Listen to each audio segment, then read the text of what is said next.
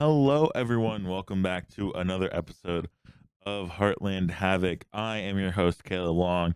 Along with me is your co host who had no trouble getting any cell service whatsoever during the Verizon blackout.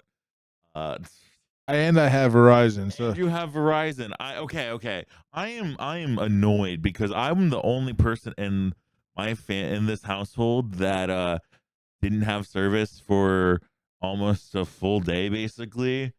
And and before I left work today, I turned my phone off and turned it back on, and then I had it again. So I don't know what actually happened. Mom had signal, dad had signal, other people in my life that use Verizon had signal. I didn't. I don't know, man. maybe it's just you gotta keep the old phone, man. Okay. Yes, I'll keep the old phone for the random Verizon random blackout. Yes, I will keep. I will get an old phone that can't charge with a regular charging cord because the port is dirty. Tried to blow it out with stuff. You need to get like a toothpick or something. You need to Did get use like a a toothpick. little bit like little tweezers to like really hurt and Really? anyways, that's not what we're here to talk about. Not here to air our dirty laundry. Or dirty phone ports. Dirty phone ports. We're here to talk about wrestling. And if y'all remember last week's episode, there was a certain important tournament in our area. There was a big party all of the schools were going to on Saturday. Right. PHAC Championships. So how we're basically going to break it down, we'll go through like all of the placement matches. So seventh place matches all the way up to the championship matches. Go through all of them, and then when we get to the individual teams, we'll let you know what placement they got and all that cool stuff. Then any matches that they got afterwards. I did just get home from Shamokin and Shikellamy. They had their meet tonight, and there were some other teams that had their meets tonight. But it takes a little bit for the scores to actually come online. So we may like if I can find them during the podcast, I'll shout them out, but no promises. But let's get into the seventh place matches. Dad, do you want to take those Sure. Seventh place, and we'll go in order of weights here. in order of weights? 107, seventh place finisher was Kyle Kurland from Central Columbia with a 3-2 decision over Austin Wolf. Colt Carmian from Central at 114 won by tech fall over Anthony Vasquez of Lewisburg. At 121, it was Jake Keller from Bloomsburg getting the decision over Brady Maroc from Mount Carmel, 9-4 decision. At 127, Cole Horrocks of Central Columbia, decision over Bentley Chapel of Lewisburg, 4-1. So far, Central has 3 seventh place finishers right there. Keaton Lattimore of Shikellamy took the 133 seventh place in a forfeit win. 139 seventh place, Caden Kleinman from Montoursville pinned Gavin Trometer from Southern Columbia. At 145, Gavin Kiefer of Shikellamy also picked up the fall with a win over Alexander Wright in 2 minutes and 19 seconds. At 152, it was Landon Puderbaugh of Hughesville getting the decision over Lucas Carpenter from Mount Carmel for 7th place. 7th place match at 160 was Wyatt Schrader of Bloomsburg, and he pinned Kane Carter of Selinsgrove. Then at 172 in 7th place, Evan Jones of Mount Carmel pinned Hunter Dirk of Selinsgrove. At 189, Jackson Felmy of Mifflinburg got the decision over Riley Kansky of Jersey Shore, 7-0. 7th place finisher at 215 was Mason Murray from Montoursville. He pinned Noah Musselman of Central in 25 seconds. And your 7th place finisher at heavyweight, 285 pounds, Hayes Henry from Central Mountain, decision over Gabe Vanderwall of Montoursville, 7-1. You gonna pronounce Gabriel? Oh, good. You struggled with Gabriel. Oh, good. We love it. I can't say. Thanks for picking on me, dude. I don't know if I'll be able. Let's go. Let's wait till you see the 114 pounders here. Yeah. No. I'm already looking ahead, man. All right, your fifth place finishers. At 107, we got Colin Roman from Mifflinburg. He pinned Hunter Nace from Central Mountain in 203. And then, yeah, this is the name that you think I'm going to trip up. This first one? Yeah. Angelo Angelo Tarantella. I got in my head about it. Angelo Tarantella of Central Mountain pinned Joseph Lawbacker from Hughesville. At 121, Anthony Snook of Selinsgrove won by tack fall over Jacob Hendricks of Shikellamy. And then at 127, we have Ezra Tobias from Danville with the major decision over Gavin Raybuck from Selinsgrove. Landon Michaels from Lewisburg gets the fifth place finish at 133, pinning Ethan Wodrig of Hughesville. Then at 139, Nolan Altoff of Lewisburg, winning by forfeit over Ryder Boric. At 145, Graydon Shuck of Mifflinburg had the major decision over Ryan Harpster from Selinsgrove. 152, Luke Garman. I don't know how I tripped up on that one. Won by forfeit. Doesn't tell me who. Well, I wonder if there was one. I mean, wouldn't you they think 152 would have more than 5 wrestlers? Well, no, 152 had more than 5. Oh yeah, dude. Because of the seventh place match. Okay, Chris. Anything. Never mind. At 160, we have Ethan Long winning by forfeit over Wesley Smith. See, these other ones have forfeits have the person name. I know. So I don't know what happened at 152. And 172, Jonathan Dinsher of Jersey Shore won by forfeit over Mario Serafini from Central Mountain. At 189, Hunter Collette from Bloomsburg pinned Chance Swatsky from Mount Carmel. At 215, Owen Hoffman gets the decision over Blake Parker from Warrior Run. Owen Hoffman is from Selinsgrove. And then at the big boys, 285, Landon Moser from Mifflinburg won by forfeit over Braylon Smith from Southern Columbia. Okay, very good, very good. Now we're going on to the third place matches. Colton 107, Colton Krotzer of Selinsgrove wins by fall over Ashton Hughes of Shamokin. At 114, Max Hallman of Shikellamy got the decision over Colton Wagner of Montoursville. At 121, it was Colin Bauman of Central Mountain getting the pin over Liam Gray of Southern Columbia. At 127, Brody Bauer of Montoursville won by forfeit over Colin Nazdeo of Williamsport. At 133, it was Aristolis Babatos of Montoursville getting the decision over Chase Warnsberger of Warrior Run 4-1. At 139, Lauger Waldman of Williamsport won by forfeit over Hayes Donnelly of Central Mountain. At 145, Gavin Richard of Southern Columbia got the decision over Wesley Harvey of Hughesville. At 152, the third place winner was Loudon Spots of Jersey Shore, getting the decision over Lane Kennemond of Mifflinburg. At 160, Dalton McDermott of Central Mountain took the decision over Tobias Morget of Jersey Shore. At 172, third place was Caius Morrow of Southern Columbia getting the pin over Oliver Pat of Mifflinburg. At 189, Christian Bosch of Shikellamy got the decision over Hunter Donnelly of Central Mountain 7-2.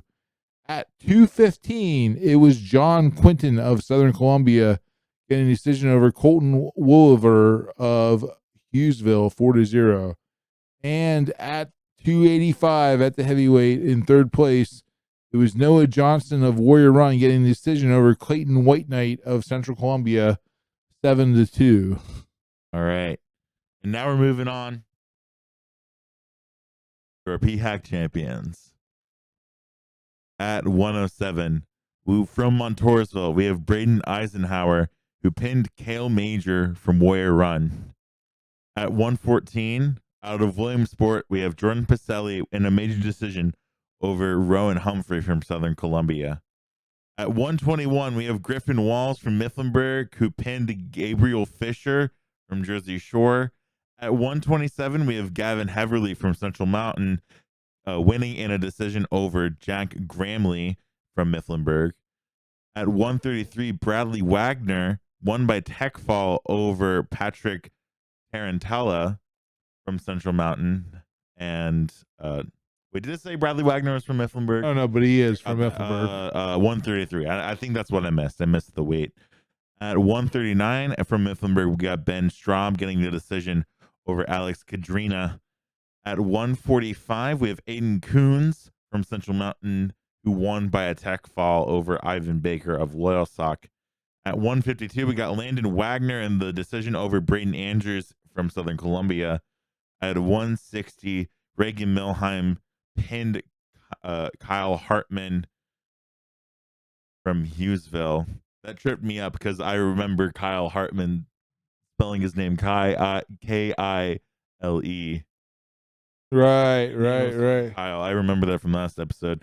At 172, Gage Wenzel from Montoursville getting the major decision over Max Wernsberger. And then at 149, Hayden Heverly out of Montoursville getting Harvey. I said Heverly. I don't know what I'm doing, man. Hayden Harvey from Montoursville getting the decision over Tyler Ulrich from Warrior Run. At 215, Landon Tucker from Mifflinburg pinned Todd Karras from Central Mountain. And then at heavyweight, Brody Raybuck from Shikellamy gets the decision over Jack Peters. So those are all the placement finishes for the PHAC championships.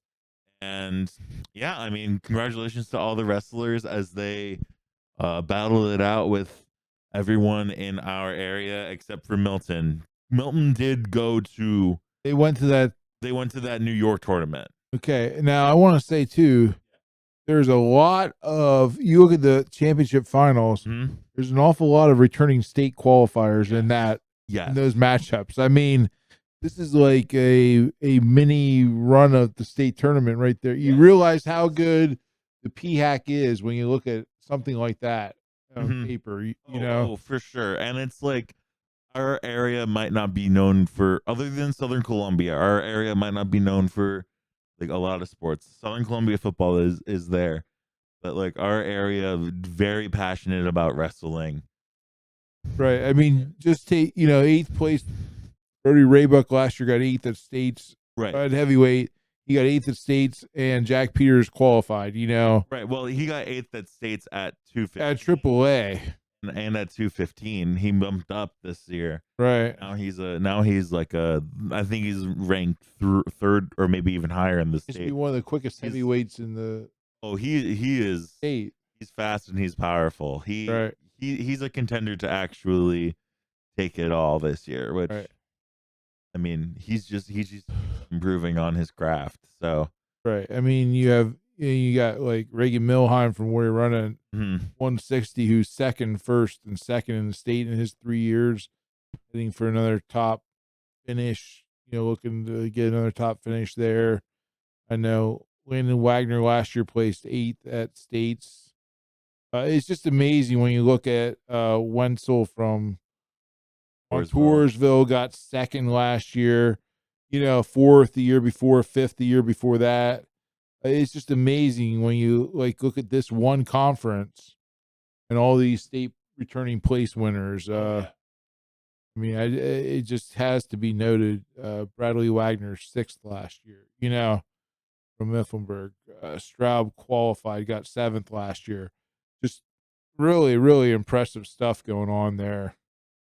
So if you're not a state qualifier, it's really tough to win this tournament. Oh, for sure. But it's like if you somehow come out of like somehow ball out in this tournament, I think that preps you pretty well for the Gauntlet? gauntlet that you have to run Right. to maybe even get to states, because you have to do sectionals, you have to do districts, you have to do regionals, and then there's your states.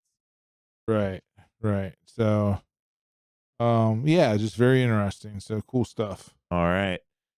Now we're moving on to the the how other individual teams did, because there was the PHAC championships, and then there still were some matches afterwards. The season does not stop at the PHAC championships, so we're gonna get into it.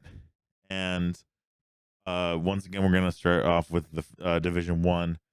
Central Mountain, I don't think we got the score from last episode. Got the win over Selinsgrove 52-18. Getting another division win. They're sitting 2-0 in that division. And in the PHAC championships, they did place first as the teams. Mm-hmm. So they did come home with the golden victory as a team. They did have a lot of people in the championship. Definitely. Yep. A lot of wrestlers in the championship matches. And then they took on Bald Eagle area, winning against them 61-9. And then they faced off against Williamsport tonight. Don't have the score for that as of recording, but Right. I'm Williamsport. I'm gonna assume Central Mountain got the win. Williamsport is not an incredible team, so I'm gonna assume Central Mountain got that win. On Friday they have Hollidaysburg, and then on next Thursday they have another league game against Jersey Shore. So that's what Central Mountain's looking like. We'll check out Selinsgrove now. They have the aforementioned loss to Central Mountain. They ended up 6th place in the team as a team in the PHAC championships. On Tuesday night, they defeated Lewisburg 43-28. They wrestled Jersey Shore earlier tonight. I don't have the score for that. And then next Tuesday, they have a match with Southern, and next Thursday, they have a match at Shikellamy. Yep, they have a match at Shikellamy, and that one's going to be an absolute barn burner for them. Both teams show out for that one. Yeah, big rivalry. And I will say I did update the records for this one. So Central Mountain currently in their dual meets are 8-2. Selinsgrove is 8-0, and then Selinsgrove is 4-2. Okay. So, and then we got Jersey Shore next. They got the win over Shamokin 42-33 on Thursday. In the PHAC championships, they did place 10th. They had Selinsgrove tonight. I'm gonna see if I can find that score. And then on Thursday they do have Central Mountain. So we're gonna go on to Shikellamy next. Shikellamy, I guess they're 9-7 now. Yeah, they're 9-7. 9-7 with last Thursday they defeated Williamsport. They got 7th place in the PHAC championships. Then they defeated Lime Mountain on Tuesday and defeated Shamokin tonight. That score of the Shamokin game match, I believe, if I remember correctly, 62-6. Wow. And Lime Mountain was only 38-36. So very close matchup there. Very close match. So that's the one where Brody Raybuck. The last matchup came to heavyweight, and the last match was heavyweight, and that was the deciding match. And Shikellamy was down by 4, and then Brody Raybuck got the pin. Win by 2. So that's what's up with Shikellamy. I couldn't get the score for Selinsgrove. I won't get these scores. For Williamsport, actually, they're 0-3 now technically. Lost to Shikellamy last Thursday. Talked about that. 11th in the PHAC championship, and then they had a loss to State College, 56-7. They have Central Mountain on Thursday. On next Saturday, they have the Bison Duels At Clearfield, not Bucknell. Well, not at Lewisburg. Right. They have Danville on Wednesday. You might think Bison in this area and think Bucknell. No, it's not that. Not that Bison. Not Lewisburg. Someone completely different. But yeah, Bison Duels has Altoona, Benton, Butler, Central Clarion, Clearfield, Cranberry, Kerwinsville, General McLean, Montoursville is a part of it, Port Allegheny, and State College. Yeah. We'll see what happens with that. And then, yeah, Danville on next Wednesday. Very good. Now we'll go on to the Heartland Conference Division 2, Montoursville, sitting with a team record of 9-2. In the last week, they defeated Canton. Then they took third place at the PHAC Individual Championships, and they had a loss against a big dual meet matchup the other night. They lost to Mifflinburg 43-20. Then they wrestled Southern Columbia tonight. They're at those Bison Duels on Saturday. This is a gauntlet from Montoursville. Next Tuesday they have Montgomery, and then they have Warrior Run on Thursday. Do you want to do the next one? I'm gonna see if I can Sure. find the Montoursville. Milton sits at 10-4 right now. In the Southern Tier tournament, they did go to that tournament in New York instead of the PHAC. They took 9th place. Their place winners at 138, taking third place was Ty Locke. And 157, fourth place was Chase Lytle. So those were their big place winners. Tuesday night, they defeated Warrior Run 47-24. And then they have a match on Monday. Website said. Oh, Monday is Martin Luther King Day. So Yeah. schools are closed. Most schools are closed. Okay, so they have a tournament, the Upper Dauphin Duels at Upper Dauphin High School.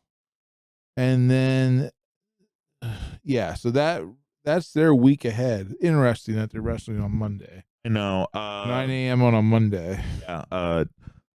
Other teams in the Upper Dauphin Duels. Upper Dauphin, obviously. New Oxford, Littlestown, and Central Dauphin East. So some teams that they normally don't get the chance to play, they'll have the ability to wrestle them. Right. Heading on over to Mount Carmel, they are 7-7, 13th place in the PHAC Championship. Then on Monday, they faced off against North Schuylkill, taking a loss 61-6. They have Shamokin next Tuesday. That is a league match. And then they travel up to Montgomery to face off against them on Thursday. Look at Central Columbia. They are 9-7 overall. They took 12th place in the PHAC Championships. Tuesday, they lost to Northeast Bradford 40-27. Next Tuesday, they are at Warrior Run. So that's their week coming up. A couple dual meets. All right. And we're moving on to Midwest 5-10. They did have those Mountaineer duels in Phillipsburg.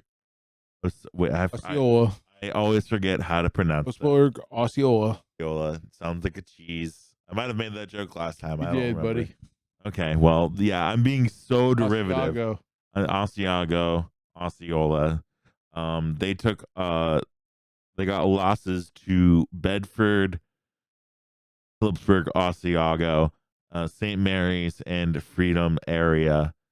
And I did mispronounce it on purpose. But they did get wins over Tyrone and Punxsutawney. So they beat the Groundhogs? They beat the Groundhogs. Fill up, man.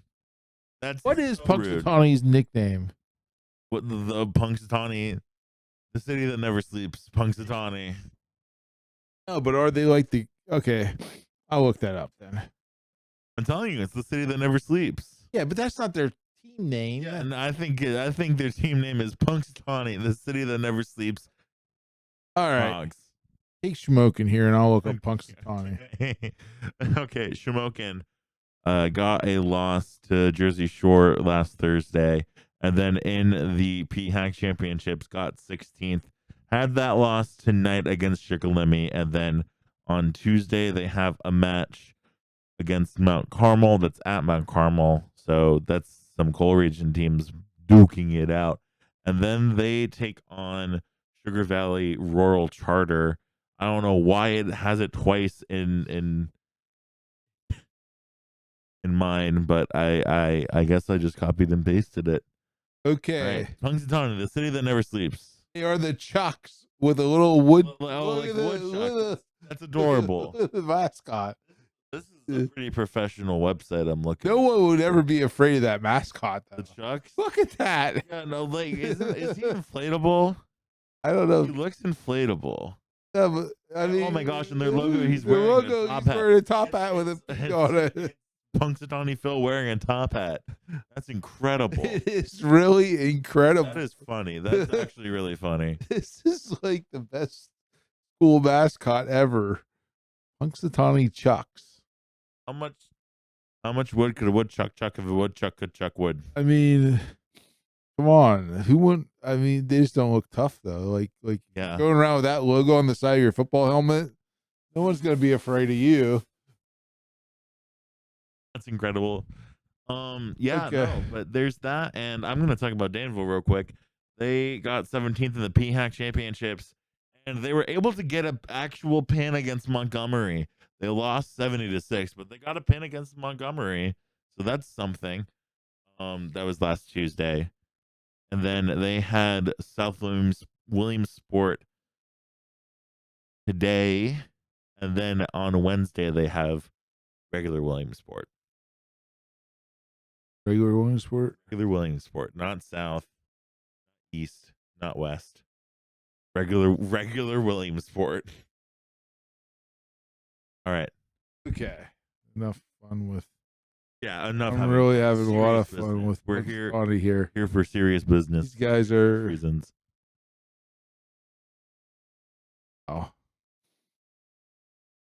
Oh, he's still doing research, so I guess I'll keep on going. All right. Cool. Now we move on to the Division 3. Now this is pretty consequential for Division 3 because this weekend is the PHAC Division 3 duels. It's held at Southern Columbia, so I'm just gonna throw that out there. That is happening, and there could be some interesting stuff that happens here. I do think we'll get to who I think will win, but there could be some challengers contending for it, and we'll see what happens there. But Bloomsburg in the PHAC Championships placed 14th, and then did a tri-meet with South Williamsport and Columbia Montorvo Tech, and I was not able to find the score for South Williamsport and Bloomsburg whatsoever. I couldn't find it anywhere, so I don't know what happened. It says they wrestled. Here it is. Wait, where? I found it. Oh, it doesn't tell you. 47-17. South Williamsport beat Bloomsburg. Okay, well, when I looked at it earlier this week, I believe you. I'm just saying. Earlier today, literally earlier today, it didn't pop up. What the? Hey, okay, 37-17. Make me look like 47. 47-17. Make me look like a huge freaking liar, I guess. And then they took on Trinity on Wednesday, losing that 60-9. They do have the PHAC duels, and on next Tuesday, they have Sullivan County. All right. Moving on to Hughesville. In the PHAC Championships, they took 8th place. And tonight they wrestled Muncie. And they had the PHAC duels on Saturday.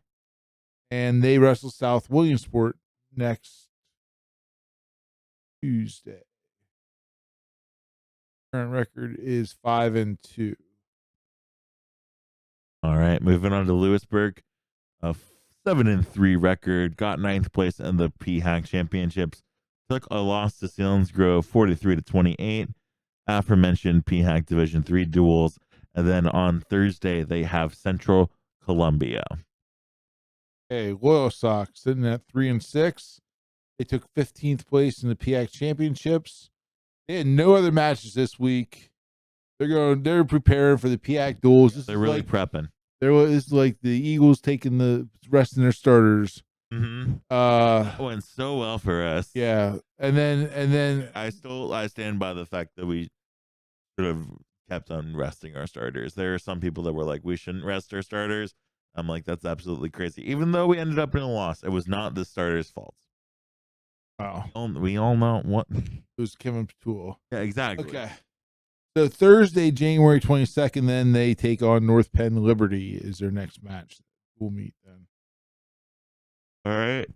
Moving on to Mifflinburg, they're still undefeated as of recording, and they got second place in the PHAC Championships in a win over Bloomsburg 43-20. Obviously, and they have the PHAC duels next, and then they have next week technically off. They don't have any matches scheduled. Okay. Southern Columbia 6-1 record right now. At the PHAC duels, they took fourth place.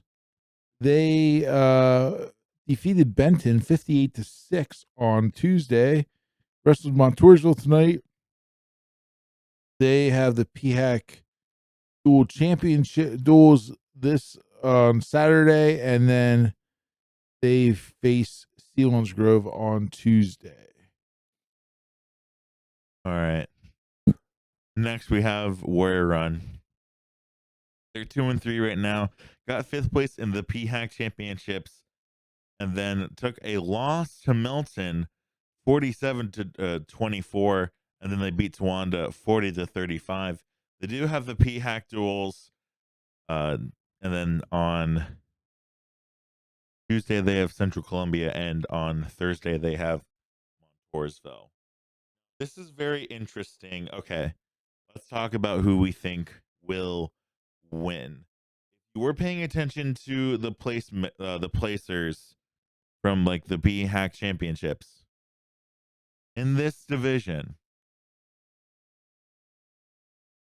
Yep. Mifflinburg got second. Yep. Southern Columbia got fourth. Yep. Warrior Run got fifth. Yep. Now, if you're thinking about it, you'd think all three of these would be contenders to win. You would.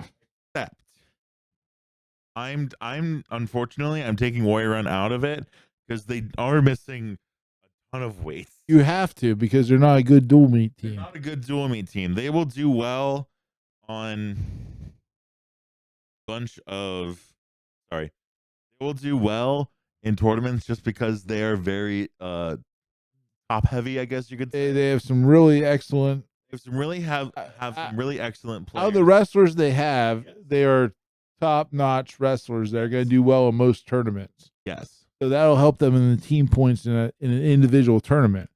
In a dual meet, though, you need sort of a balance. You need a full roster. They're going to give up too many forfeits to these teams. They're going to way too many forfeits. Oh, for sure. That's my take. So I'm right with you. It's going to come down to Mifflinburg and Southern. I think that's what it'll come down to. Yeah, that match will be who wins it. Exactly. And I think conventional wisdom will say Mifflinburg. They haven't lost at all yet. They haven't lost a meet at all yet. So. And they are very confident. They're solid and they're confident. Mm-hmm. I talked to one of the wrestlers before Montoursville was undefeated going into that match, or they not undefeated. They weren't undefeated, they only had one loss heading into it. Heading into the match Tuesday night, I said, "Oh, you got a tough match tonight. Now we'll take them easy." And they pretty much confident about it. And they pretty much did. Yeah, I mean, no, that's definitely the case. So that's a good. It wasn't a cocky confidence; it was a confidence. Like they know what they're worth. Like that's the thing. Exactly. Like a cocky confident will be like, I don't care who's ahead of me. I'll just take care of a business. I'm the best. I fully think their expectation is to win the District 4 dual tournament and make a run at state. I'm sure. I wouldn't be shocked. Their expectation. I wouldn't be shocked if that's their mindset. And I think the only team that could theoretically be in their way is Central Mountain, but I don't think they're in the same. Central Mountain's AAA. I was gonna say they're AAA and AA. Yeah, it would be either Montgomery or Central Mountain, and I think I mean Central Mountain wouldn't be in it, but it would be Montgomery or Mifflinburg and that would be an incredible matchup. That would absolutely be a crazy fun matchup to watch. Right. And we do still have the mid pen teams, or the mid pen teams to go through. Okay. So let's highlight those real quick. I'll take South Williamsport. Yeah, start with South Williamsport. Okay, South Williamsport last weekend, January 9th and 10th, they were in that Southern Tier tournament up in New York. They took 5th place. They had 3 top place winners. They had at 150, taking 4th place was Garrett Lorson. At 103, Garrett Bacorn took 3rd. And at 175, Jaden Ham got 1st place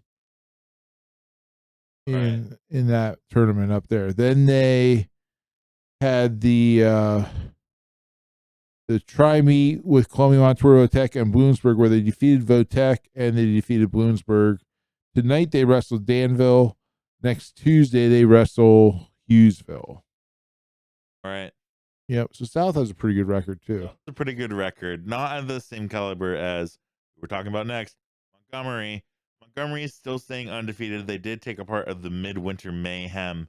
Got 4th place overall. And in 2nd place, they got at 114, Gabe Oberheim. And at 145, the Hare got 1st place. Good for them. Danville beat Danville 70-6. Then they're at Montoursville on Tuesday, and then next Thursday they face off against Mount Carmel. And Muncie looks like they have a couple dual meets here, or a dual meet. Oh, never mind. Dual meet tonight against Hughesville. Then Saturday they're at the Berwick duels, which includes obviously there's several teams here now. Allentown Deerruff, Berwick, Blue Ridge, Dallas, East Strasburg North, Greater Nanticoke, Hazleton, Muncie, and North Pocono. That's quite a dual meet tournament there. I wonder if they're going to wrestle 8 teams. They can't. That seems like a lot. I don't think that they're going to. I don't think they're. Maybe this is this might be a bracketed duel. Might be a bracketed duel. Well, there's 9 teams. I don't know. Maybe it's like a round robin, but it's some sort of round robin where you're wrestling 4 other teams. Something like that. But that is the mid-pen teams that we are following, and I believe that's everyone. Yeah. So that's it for the wrestling side, but we do still have everyone's favorite final segment, another talking time machine, right after the first one. And I don't think that expected another talking time machine. Every podcast. I know it is every podcast. Just because we're recording 2 podcasts in one day, you need to have 2 ready and loaded. Okay.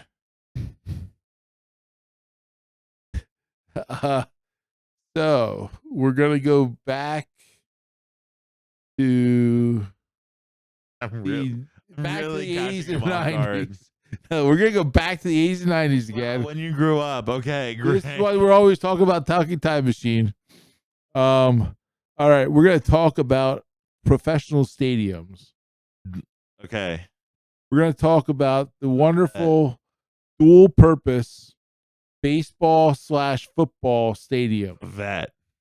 So, in that, you had the Vet in Philadelphia. Yeah.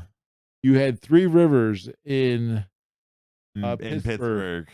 You had Riverfront Stadium in Cincinnati. Okay. Did both. You had Busch Stadium in St. Louis that held both. Okay. Those were all very similar AstroTurf, same type. Yeah. Concrete, same type of stadiums. Do you need me to name the rest? Maybe we'll just talk. Okay. Do you have any other ideas? I know that the Raiders were in Oakland. Yes. That was one of them. Wasn't the Astrodome one of them as well? The Astrodome was one of them. The Astrodome was one of them. Excellent. Yep. I think that's where my knowledge stops. Well, you actually had several more now that I think about it. Okay. Because, in Oakland, you had the great grass field. So for September, the month of September, you had the dirt infield and maybe even part of October Well, no, because as part of the football field. Yeah, I remember seeing games like that. I think there was a Nick Foles, like when Nick Foles threw 7 touchdowns. I think Yeah. that was at the Raiders, and I think that was like an October game, so there was still Yeah. the Right. dirt parts. Right. So then Middle of the field. They chose the middle of the field, which I always thought was a very interesting choice. some places, Yeah. not everywhere. Then Candlestick Park in San Francisco was like that. Okay. You had the Kingdome in Seattle. So many. There is so many. So many. That was AstroTurf, the Kingdome. Yeah.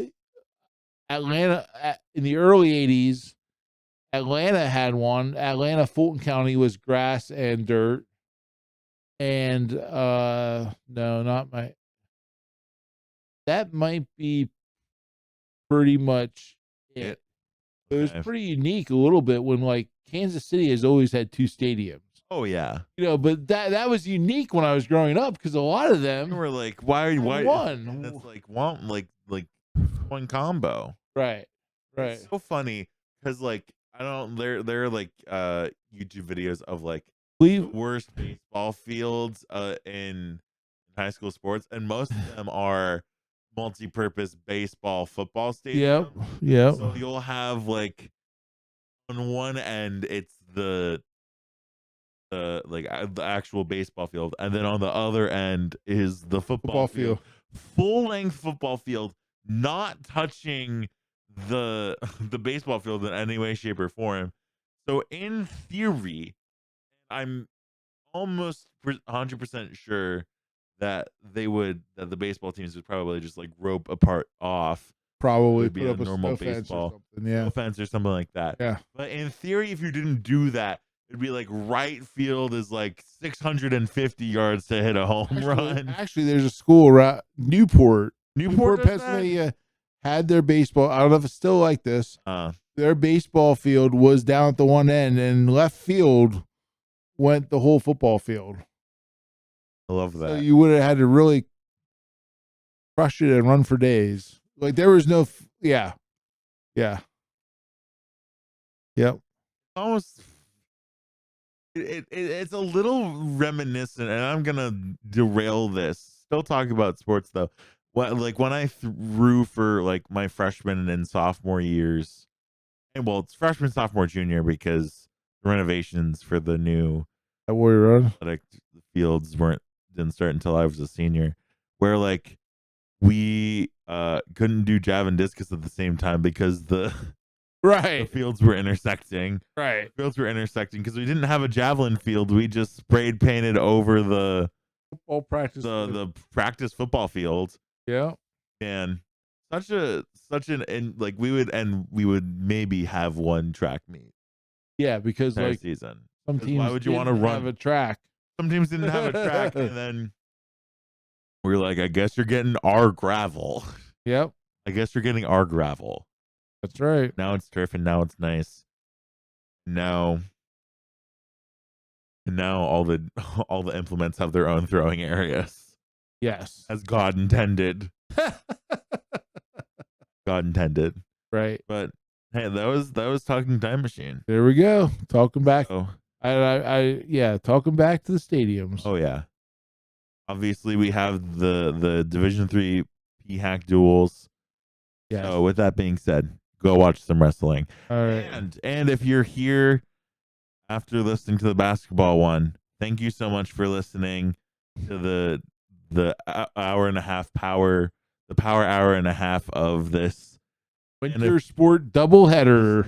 Winter sport doubleheader. Thanks, folks. Yeah, for sure.